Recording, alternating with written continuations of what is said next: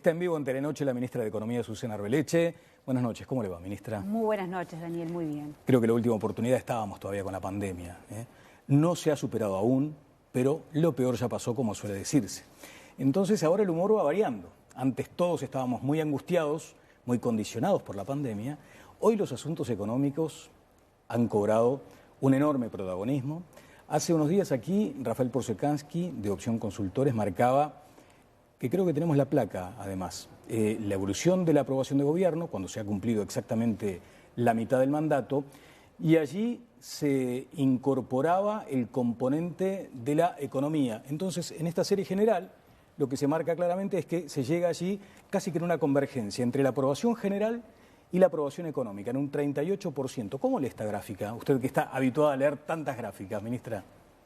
Creo que es lo normal que pasada la situación de angustia, porque creo que esa era la palabra de la pandemia, que pasemos a mirar otros aspectos como el aspecto económico, el bolsillo que mira la gente y cómo hacer para llegar a fin de mes, cómo hacer para conseguir trabajo, cómo hacer para que lo que gana le dé más. Esa es la lectura que hacemos y entendemos que hay que actuar sobre eso. Que hay que actuar sobre eso. Y allí está, por ejemplo, me gustaría que usted me dijera, ¿por qué tema le gustaría comenzar si, por ejemplo, incluimos tres? El desempleo, el trabajo y la inflación. ¿Por cuál empezaría? Porque usted quiera, Daniel, capaz que sí podemos elegir el orden con el que estamos abordando estos temas. El orden de prioridad.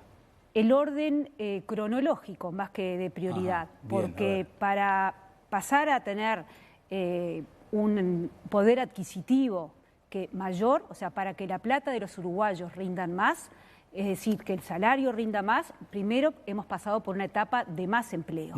Entonces me parece que el orden sería el empleo, después la inflación y el otro tema que había dicho es el crecimiento, que es lo que está por detrás de todo. Claro. Y creo que así como es bueno leer lo que está pasando, la gráfica que mostraba, la preocupación que tienen las personas, la preocupación legítima que tienen las personas por la situación económica, creo que también es bueno reconocer el camino que se ha recorrido.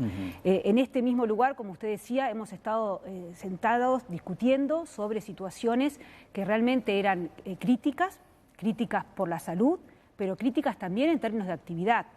Hoy nos sentamos acá diciendo, estamos creciendo, el año pasado se creció más de 4% y se crearon puestos de trabajo. Casi la totalidad de los puestos de trabajo que se perdieron durante la pandemia. Por eso digo que es importante empezar con el tema de empleo. Yo diría que hoy estamos empezando una segunda fase en esta recuperación económica, Daniel, que tiene que ver no solamente con recuperar el empleo, pero eso se suma recuperar el poder adquisitivo de los uruguayos, claro, el salario real. Bien, a eso quería apuntar, a lo del salario real, que como usted dice, y es absolutamente natural, es una inquietud de muchísima gente. Menciona lo de la recuperación de empleos. Efectivamente, hay una recuperación que casi que nos iguala a 2019 en puestos de trabajo, pero se paga menos. Por eso es que digo que es importante el proceso, cómo se ha dado esto en estos 2 años. Bueno, primero tuvimos un año de pandemia, pero el año pasado hubo recuperación y hubo un periodo en el cual, con una gran madurez de parte de todos los actores, empresas, trabajadores y el gobierno, se optó por priorizar el empleo. Cumplida esa etapa de priorización del empleo, y esto es muy importante, Daniel, porque se recupera casi el 98% de los puestos de trabajo que se perdieron en el 20. Y es muy importante que la mayor parte de estos puestos de trabajo están en el interior del país, no están concentrados en Montevideo, y la mayor parte son trabajos formales, que para nosotros también es un elemento sumamente importante. Ahora empezamos la segunda etapa, que tiene que ver con que ese empleado, que esa persona que está percibiendo un salario pueda adquirir más cantidad de bienes y servicios, más cosas que le rinda más con la lo que cobra. Exactamente. Ministra, sobre ese aspecto que usted acaba de mencionar, la efectiva recuperación de puestos laborales, lo que se entiende es que se recuperó empleo y en muchos casos de mala calidad, a tal punto que se habla de una precarización.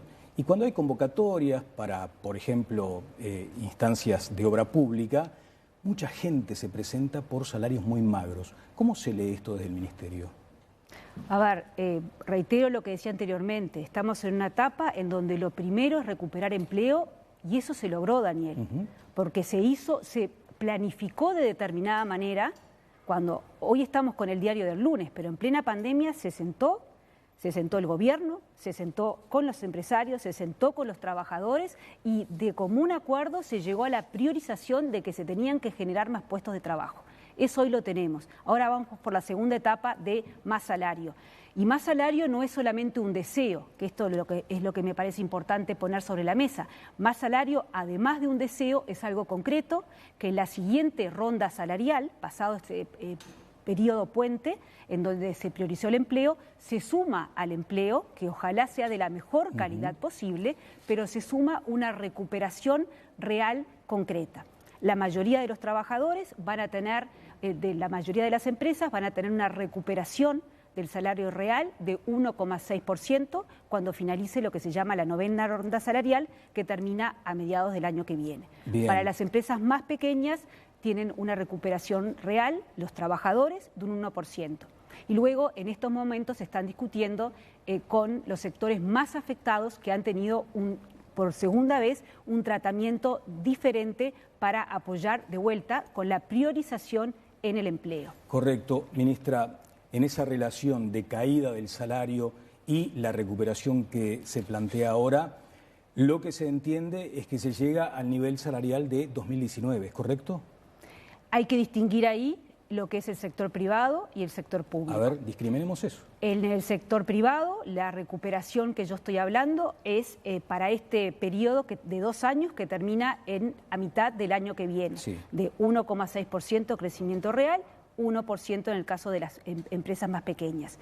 Eso todavía nos deja por debajo de los niveles prepandemia y luego va a venir una siguiente ronda salarial en donde nuevamente se van a poner las pautas de parte de los 3 actores, trabajadores, empresarios y el Poder Ejecutivo. Vamos a discutir qué tipo de evolución hacia adelante. Es decir, todavía nos falta, para terminar lo que es esta administración de gobierno, una ronda salarial más. Ajá. Sector público, sí, los trabajadores del sector público, en esta rendición de cuentas que la semana pasada presentamos en la Comisión de Hacienda y Presupuesto del Senado, ahí ya tenemos en concreto, en distintos artículos, lo que es la recuperación del salario del sector público, en el cual sí, ahí ya tenemos para todo el periodo, con lo cual al finalizar este periodo vamos a estar 3 puntos porcentuales, 3% por encima del salario de prepandemia. Ajá. Ya que menciona la presentación ante el Parlamento, hubo senadores de la oposición que advirtieron sobre la eventualidad de un carnaval electoral y que se destinen muchos recursos para el tramo final del gobierno. ¿Cuál es la pregunta, Daniel? Si van a ser, porque además una cosa, ministra, a usted le consta, es una estudiosa de estos temas de toda la vida, está demostrado además estadística y científicamente que llegado el momento del último tramo del gobierno se fortalecen algunas áreas de la economía. ¿Cómo se va a moderar eso? ¿Acaso me va a hablar, por ejemplo, de la regla fiscal, tal vez? Lo contestó usted solo. La regla fiscal, que parece algo tan alejado para las personas, pero es la seguridad que tiene la ciudadanía, la certeza de que la plata de todos los uruguayos se cuida. ¿Lo tienen claro los gobernantes actuales? Antes no había regla fiscal, Daniel. Este gobierno lo tiene claro. Ya van 2 años consecutivos que la regla fiscal, que no voy a caer en los tecnicismos, pero tiene 3 pilares distintos y los 3 pilares se han cumplido. O sea que la tranquilidad para la ciudadanía es que los recursos están y se manejan bien, de manera que se va a seguir cumpliendo con este orden de las finanzas públicas, no de manera caprichosa, porque ese orden es el que nos permite luego volcar recursos en donde es necesario. Sí, usted trajo además una placa que me gustaría compartirla, porque cuando me la describía tiene que ver con algunas partidas especiales que se asignaron en lo que va de la actual administración. Pero sería bueno que nos explicara esto, ministra, por favor. Aquí está. Bien. Creo que lo que me pareció importante de transmitir, la semana pasada cuando fuimos a la Comisión de Hacienda y Presupuesto, hacíamos hincapié de que este mayor crecimiento que estamos viviendo, junto con la regla fiscal, con este orden en las finanzas públicas, nos permite que en este momento se agregue al presupuesto nacional para los años 22, 23 y 24 aproximadamente 1.500 millones de dólares. Digo aproximadamente porque no es el número exacto y porque además estoy sumando dólares de 3 años distintos. Pero me parece que es bien importante que se entienda la magnitud de los recursos que estamos poniendo en las áreas prioritarias, como es seguridad, como es educación, la transformación educativa, como es esto que comentábamos recién, del aumento que se le da a los salarios de los funcionarios del sector público. ¿Cuánto de eso es ahorro fiscal? Nosotros tuvimos, el primer año de pandemia, tuvimos un mayor déficit fiscal. Lo que pasó en el 21 con respecto al 20, tuvimos una mejora fiscal de algo más de 1 punto y lo que esperamos para adelante es también tener una mejora fiscal. La idea es que el resultado fiscal va mejorando. O sea, lo que nosotros miramos, Daniel, es que no tener una deuda que sea cada vez más grande con respecto al producto. Claro. Porque estos recursos que nosotros estamos destinando no los tenemos genuinamente. Cada año nosotros tenemos un déficit fiscal. O sea, los ingresos no cubren los gastos que tenemos. ¿Aceptamos el déficit? Sí, aceptamos ese déficit, pero como estamos, a veces se cree que el Ministerio de Economía y Finanzas está sentado arriba de una montaña de plata. Ya me lo había dicho eso, sí. Pero es que estamos arriba de una montaña de deuda, y esa deuda tiene que quedarse igual en términos del producto en el tiempo. Pero claro, pero se privilegia esa atención, ministra, porque aquí vengo, recuerda aquella referencia que también generó como cierto ruido a Keynes en su momento, ¿no? Diciendo, bueno, es un equipo que tiene como cierta filosofía o perfil keynesiano. Sin embargo, de pronto Keynes hubiera destinado más fondos a atender la emergencia. No me acuerdo exactamente qué le dije en ese momento, pero el perfil keynesiano creo que es muy difícil de entender y cuando siempre aclaro, hablo de perfil keynesiano, hablo de las 3 patas, que es la libertad de la persona, la justicia social y la asignación de recursos que se hace a través del mercado. ¿Y el papel del Estado? En la justicia social es fundamental. Claro. El papel del Estado para apoyar a las personas más vulnerables, que es, Daniel, ni más ni menos de lo que estamos haciendo y los recursos que se están destinando en esta rendición de cuentas. Obviamente discrepa con esa afirmación de que se celebra el ahorro, por ejemplo. Totalmente, pero es que no se celebra ningún ahorro. Quizás se puede volver a la placa anterior. Estamos poniendo 1.500 millones de dólares adicionales al presupuesto nacional, adicionales a lo que se votó en el 2020. ¿Esto es celebrar el ahorro? Esto es poner recursos en los temas que son más importantes, los que hemos definido como áreas prioritarias. Por eso hasta hemos sumado, aunque estrictamente no se suman los dólares distintos años, porque hay que entender la magnitud de lo que estamos poniendo. Daniel, el año pasado cuando vine comentaba que la rendición de cuentas, lo que es los recursos para este año 22, estábamos destinando como gran programa 50 millones de dólares al programa Primera Infancia. Habíamos detectado que habían temas estructurales que tenían que ver con la niñez y por lo tanto poníamos recursos en la rendición 50 millones de dólares. Ahora estamos poniendo 1.500 millones de dólares en estos 3 años que estamos presentando. Bien, ministra, también se ha mencionado mucho la modificación en la matriz impositiva que generó más recaudación. La pregunta es bien concreta. ¿Se recaudó más por ese tipo de modificaciones? Estamos hablando del IRPF, del IAS y del IVA. La respuesta es que se recaudó más porque se creció más. ¿Por qué podemos destinar 1.500 millones de dólares para estos 3 años? ¿Por qué agregamos recursos al presupuesto? Vuelvo a lo que decía anteriormente. Se creció más, pensábamos crecer la estimación. El año pasado se creció más de 4%, este año pensábamos crecer 3,8% y la estimación que tenemos es de 4,8% de crecimiento. Y también hemos comentado en este lugar, Daniel, que muchas veces se dijo que el equipo económico estaba siendo muy optimista en cuanto a las cifras de crecimiento y en cuanto a las cifras de creación de empleo, y nos quedamos cortos. O sea, aún nuestras estimaciones, que eran las más altas en cuanto a crecimiento del producto y en cuanto a empleo, si uno mira el 21, mira el crecimiento de más de 4% y los 57.000 puestos de trabajo que se crearon, nos quedamos cortos con las estimaciones. Azucena, uno puede asociar efectivamente que el aumento de la actividad determinó un incremento en el IVA. De todos modos, Por ejemplo, en la corrección del sistema de IRPF, ¿no hubo allí una recaudación a través de esa modificación? Daniel, la corrección del IRPF fue absolutamente neutral al sistema tributario. Correcto. ¿No hay ningún ajuste que haya generado más recaudación? Así en blanco y negro, o sea, se creció más, se recaudó más. Quizás, si yo ahora digo no hay ningún ajuste, quizás haya un artículo o alguna cosa muy diminuta de que haya un ajuste. O sea, me parece que sustancialmente no, Daniel. Bien. La respuesta sustancial es que no. Lo que, reitero, hemos crecido el año pasado, estamos creciendo en un momento en donde en el mundo se crece apenas por encima del 3%, en donde China crece apenas por encima del 3%, vamos a crecer 4,8%. Eso obviamente que trae de la mano más recaudación y eso nos permite destinar los 1.500 millones de dólares de recursos para adelante. Ajá.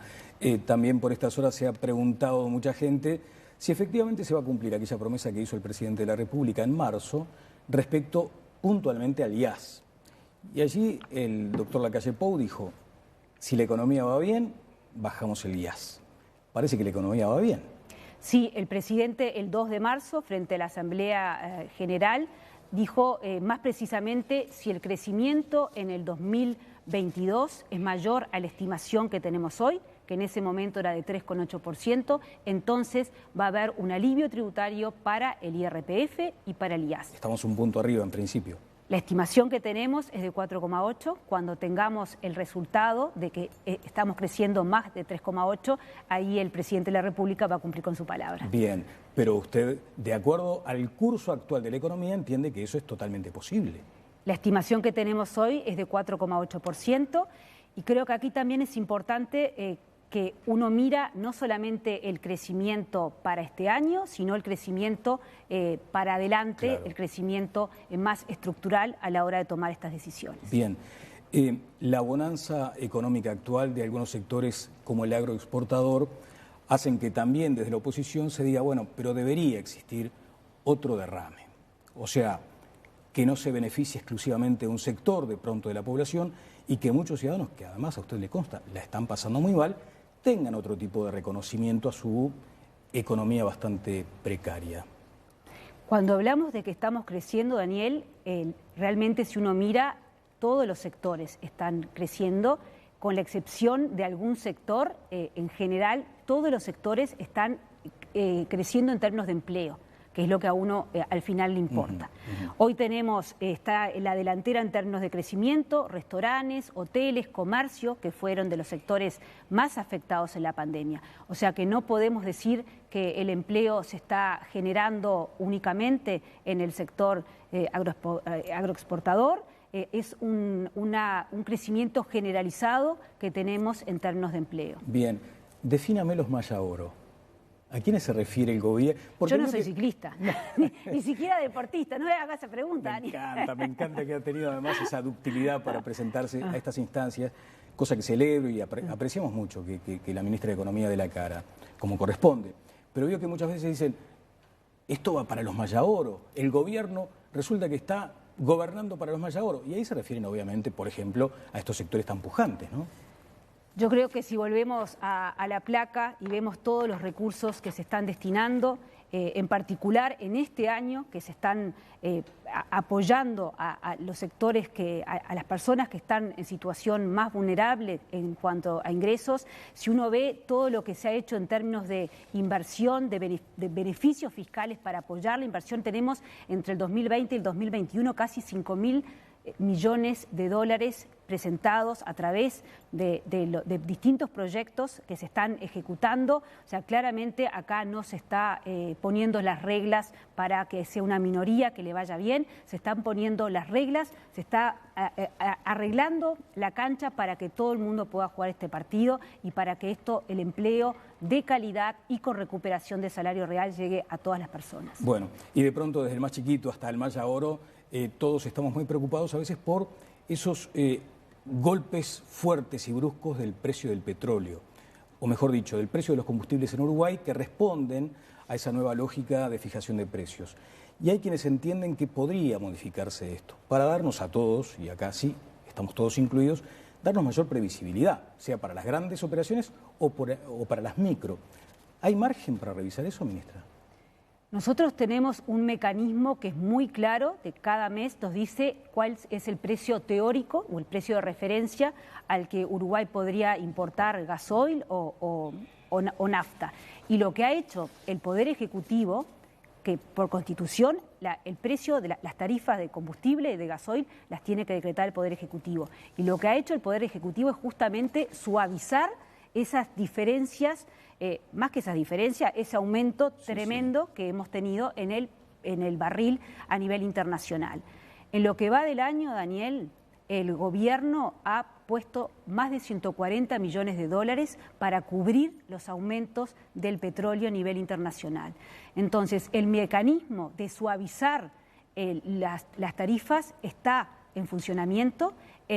Y cada mes el Ejecutivo estudia el precio internacional, que además es la unidad reguladora de servicios de energía y agua, la URSEA, que determina cuál sería ese precio de referencia al que Uruguay puede importar, y a su vez mira la situación de ANCAP. Si ANCAP está en situación con espaldas anchas, digamos, financiera, que puede suavizarse el aumento. Asumir esa pérdida, no se les traslada todo el aumento al consumidor. El procedimiento se va a mantener así. El procedimiento se va a mantener así. Todo procedimiento es mejorable, pero la base, el procedimiento vino a dar transparencia, y esa transparencia la tenemos, Daniel. Cualquier ciudadano puede, exactamente no es a fin de mes, cuando cierra el mes, puede saber, unos días antes de cerrar el mes, estrictamente, puede saber cuánto es el precio al que podría importar Uruguay. Eso, de alguna manera, obliga a ANCAP a que sea lo más eficiente posible para que su precio se alinee a ese precio de referencia. Bueno. El mecanismo buscaba transparencia, buscaba que él o la ministra de Economía no llamara a ANCAP y le dijera, subime las tarifas que necesito plata. Eso no lo hicimos. No hemos aumentado impuestos, Daniel, y tampoco hemos llamado aumentamos las tarifas que necesitamos plata. Bueno, nos han quedado, como comprenderá, muchos temas, así que le esperamos, sobre todo cuando se acerque ahí el momento del fin del año, donde empezamos con aquello de si se cumplieron las metas o no. La inflación se va, mire que ya me están diciendo que tenemos que terminar, pero la inflación ¿va a contemplarse dentro del rango meta que fija el gobierno? Lo que presentamos en la rendición de cuentas es que en el 2024 la inflación va a estar dentro del rango meta. El presidente Labat en la comisión del Senado fue bien claro al respecto. Aquí tenemos una inflación internacional, tenemos unas políticas muy expansivas monetarias a nivel internacional, tenemos una guerra, nos olvidamos que hay guerra a veces porque lamentablemente hay guerra, y lamentablemente también nos olvidamos porque no estamos escuchando todos los días lo que está sucediendo. La guerra continúa, la inflación es internacional y, como dijo Labat, no está a gusto, no está conforme, pero sí hace algunos meses, y hoy salió el dato de inflación, que la inflación está estable. Nos ocupa igual y preocupa que esa inflación baje, porque necesitamos entrar en esta etapa de recuperación del salario real. Ha sido muy amable, como siempre. Muchas gracias, Daniel. Buenas noches. La señora ministra de Economía, Azucena Arbeláez.